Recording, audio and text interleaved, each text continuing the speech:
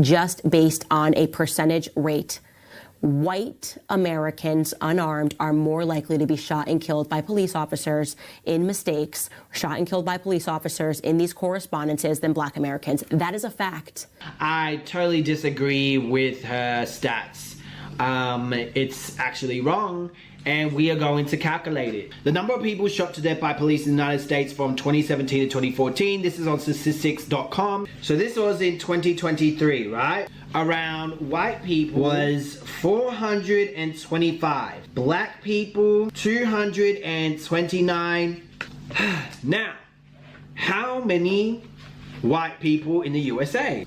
Okay, so in America, around 75% identify as white alone and 13% identify as Black or African American alone, okay? This translates to roughly 253 million white individuals and around 45.6 million Black people in USA. So obviously there is more white people than Black Americans. We want to work out per capita because obviously there's more white people.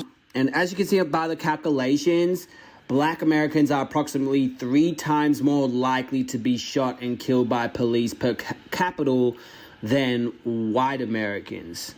Thousands of people expressed their disgust and racially motivated killings by the police.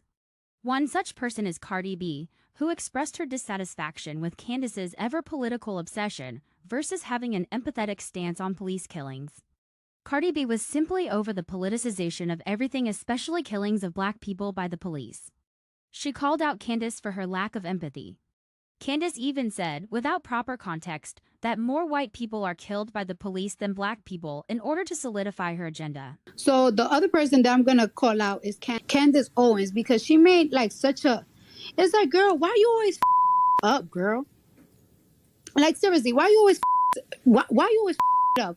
You know, I've been seeing clips of different things that she have said about different topics. And some of the things I'd be like, okay, you know, I would never give you a 10 because I don't like you. I'm never going to give you a 10 because I don't like you.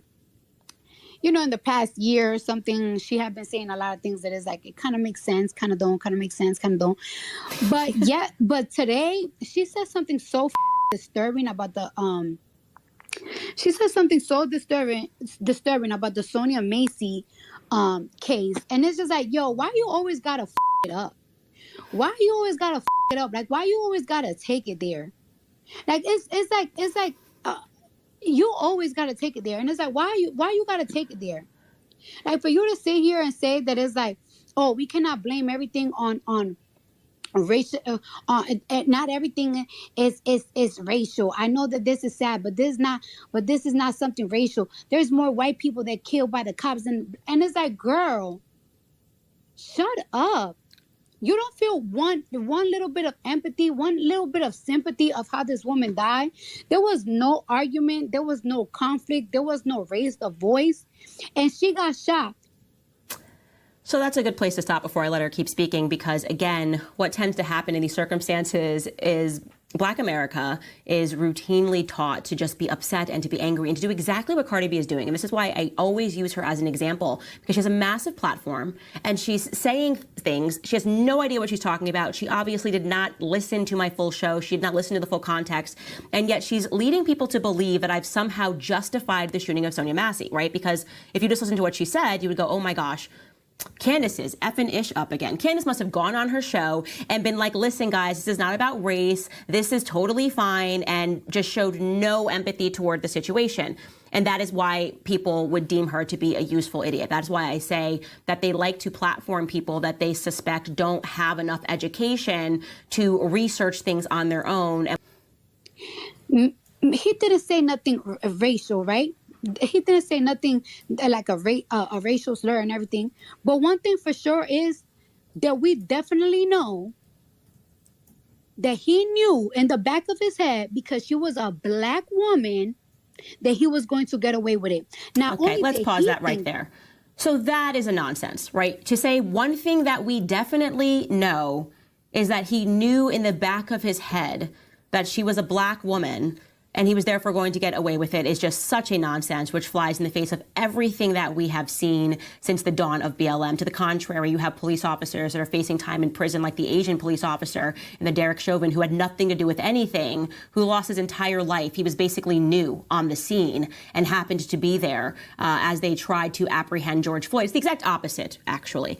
So the idea that this guy, that we have some shred of proof that this was racially motivated is ridiculous. That is, again, the media trying to convince, and Cardi B getting in line with the media and trying to convince black people to see a race issue where it is not. And again, the only reason they're doing this, right? You don't see any example throughout the last 4 years of them since George Floyd really kind of hitting at this, hey, Black America, this shouldn't have happened. You should be angry. The only reason they are doing this is because we're in an election cycle. I am pointing out that because it is just so obvious. What a ridiculous thing. It is the one thing we definitely know is what was in the back of his head. That's what Cardi B is saying. Let's hear her keep going. That he was going to get away with it. Not only did he think that, the department thought that, because they didn't tell her son or her father that a cop shot her. So they definitely thought that it was going to get away from it, and it had everything to do with the fact that because it was because she was black. So nobody has to say a racial slur for you to know that it was racially motivated. Like, come on now. And then it's just like, yo, how old is Candace Owens? Candace Owens, you're 35 years old. Sonya was 36 years old. Y'all practically have the same body frame. Y'all practically got the same body frame. Y'all both slim. Y'all, well, you 1 year younger than her. She's a mother. You're a mother. She's a daughter. You're a daughter. She has a father that care about her. You got a father that care about her. Bitch, this could be you one day. No, and it could be actually worse, because you the type of person that if a cop stopped you, you will get real sassy at the mouth. And as soon as you get sassy at the mouth, the motherfucker will shoot your ass. This lady didn't even got loud, didn't curse, didn't raise her voice, there was no confrontation. She got shot for no reason. And then you sit here and be like, oh, it's very convenient that it comes out when the Joe Biden, Kamala, and Trump thing going on. To be honest with you, when I saw that video, the last people on my head and the last thing on my head was Joe Biden, Kamala, or mother Trump. Okay, because it's not we can get out of this. So pointedly ridiculous. Again, how is it the last person that's on your head? Specifically, given the fact that Joe Biden actually made a statement on Twitter. They all were issuing remarks on Twitter regarding the shooting, which is why I was, of course, preempting Black America to be wary of this. Again, why are they not drumming this beat? Why aren't they beating this drum all throughout the time that they are in office? Why is it always an election year? Now, I just really want to back up and try to understand her logic there. She's trying to tell me that this could be me because she Googled my age, which I actually thought that was pretty funny. That she live Googled and then she phonetically said, Owens, how old is this B? And she found out that I'm 35, and she's like, well, Sonya is also in the same age frame. She said Sonya was 36. I actually don't know if that's true. That Sonya was 36. She said, you guys are both also slim. Okay, so we're slim, and we both also have fathers that loved us, so that could be me. Okay, that is about the level of stupidity that I believe the left and the media just want all Black people to be operating at. Like, that is what I say over and over again. They essentially want to say, you look like this person, and so unless you react, this is literally going to be you tomorrow. Now, I didn't have a reaction, and I did not cover the Sonya Massey shooting because of the color of her skin or because of her body frame or because of some fear that this could not be me. I reacted to it because it was very simple to look at the shooting and to simply say what is true.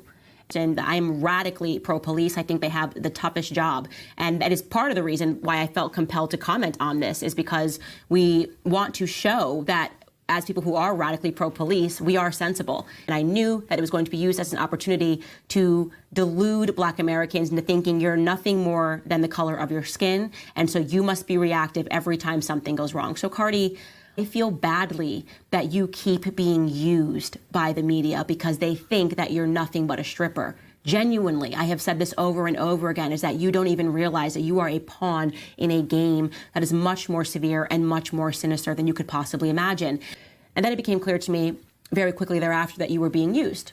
You are still being used. You don't even know you're being used. You think you're coming at this heartfelt, and you're not. actually. You're A number of her viewers were not in support of her remarks about Cardi B and called her out in the comment section. At Puerto Rico, Pat said, as raw as Cardi is, she is more perceptive than the well-paid Candyland puppet.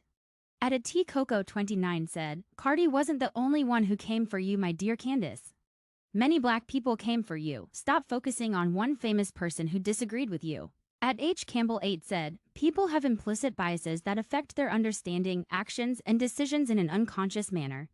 When you make these misleading statements and present skewed statistics, while consistently omitting crucial facts and nuanced perspectives, demonstrates a lack of empathy and integrity. At Shakra X Dearn said, I don't agree with Cardi whatsoever. But you have too much confidence in your opinion regarding what another person's motives were. I understand you think it is a tactic of the left to get black voters, but you don't know why that cop was so hostile and why this woman ended up dead for no reason. You have no clue what his mindset was regarding this specific person or people who look like this person, so you definitely should have stated your position differently. I have seen you admit that racism exists, so for you to say in fact that it wasn't racially motivated is disgraceful. To paraphrase other sentiments echoed in her comment section, Candace has failed to acknowledge that it is not always about the words you used and how educated and logical she thinks she is. There is a lot more about a person's body language, tone, intonation, diction, etc., which shows empathy.